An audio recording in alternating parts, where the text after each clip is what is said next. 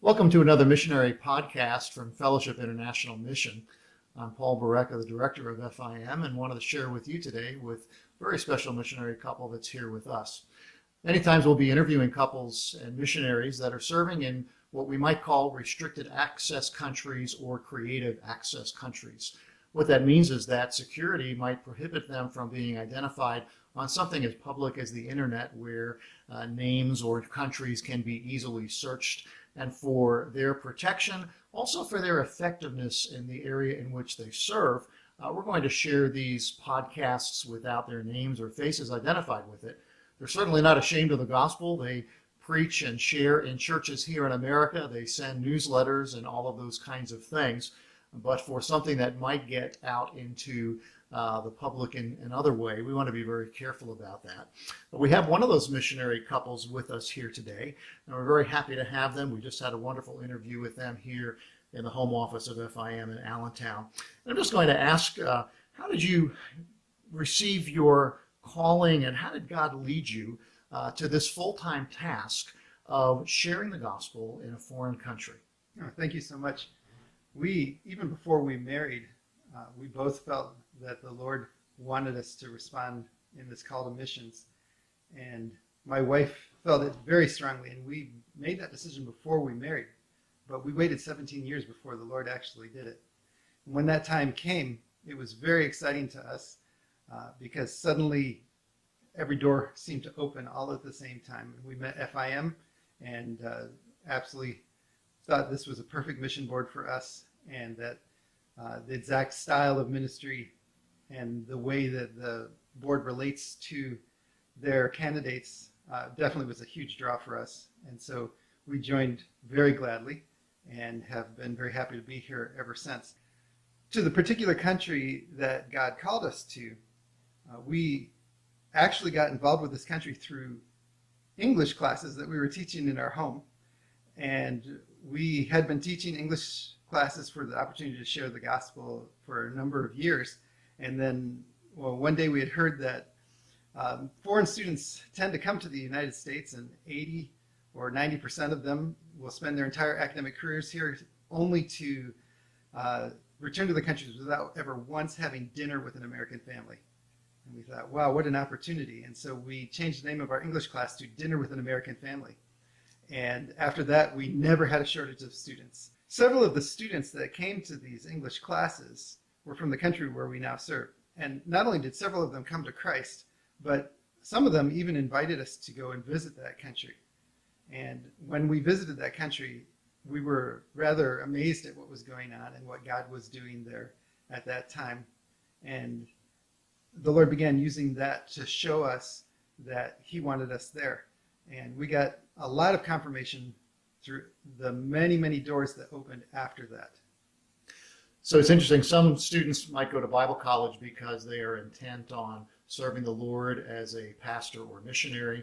But for you, it was in your desire to reach people in your own community, in your own neighborhood, where God placed that burden on a foreign country through the people that you've met. That's really amazing.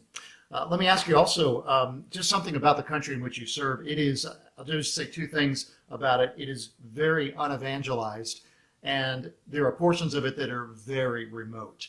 And your particular calling is to some of those remote areas.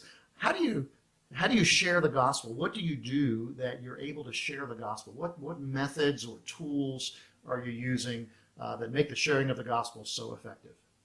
The first tool we use is the Jesus film or the Jesus video adapted to the language of the country that we work with.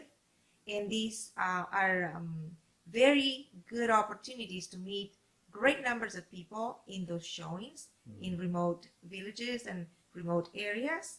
After that, we do like one-on-one evangelism with people that are interested in finding out more. And we also coordinate these outreaches with our local church in the country where we work. And you mentioned that sharing the gospel in loving ways and in ways that are just gentle to the people. You were respectful. That's the phrase that you used. And that's commendable for all of us, regardless of where we serve. whether it's in America where our culture has changed significantly, or in other countries where Christianity is not well understood and often misunderstood, mischaracterized, to have that gentleness and that love and building those bridges of relationships by which we can share the gospel. How do you get to these remote places? I mean, are there buses, taxis? How do you get there? Well, we get there by a lot of means. There are certainly buses and taxis operating in cities and between cities, and there are aircraft that will go out to remote places.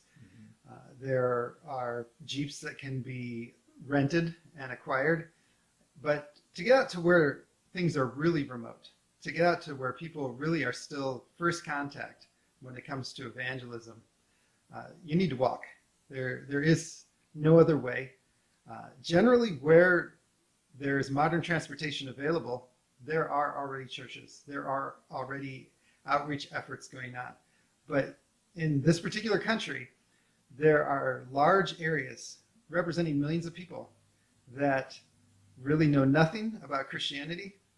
And in these areas, you cannot get there apart from walking. So we use backpacks, and we carry everything with us. We carry the Jesus video projector with us. And sometimes we'll walk for 2 or 3 weeks at a time before returning to our home city. And it's an exhausting, taxing blessing. Yes. It is tough, but it is worth it. And we have been so blessed to have the privilege of being able to be involved in reaching this country. I praise the Lord for that. As you know, I'm an avid hiker and canoeer and outdoorsman, and I saw some of your pictures that you took back, and I thought, man, I've got to go there and hike some of those trails and see some of those places. I guess the message to me, and perhaps to others watching as well, is that God takes the passions that we have, the training that we have, the experience that we have, and he finds a way to use it for his glory, to share the good news of the gospel. And you both are a living example of that and a living testimony of that. If you'd like to know more about this ministry, you can certainly contact me and I can share that with you in a means that doesn't jeopardize the effectiveness of ministry of this very, very special couple. But would you, if you're thinking of it, and even now as you watch this, be in prayer for the missionaries that you know, for the areas of service where God has called them to, and for your own heart that God would help you to be effective in sharing the gospel right where you're at. Thank you so much.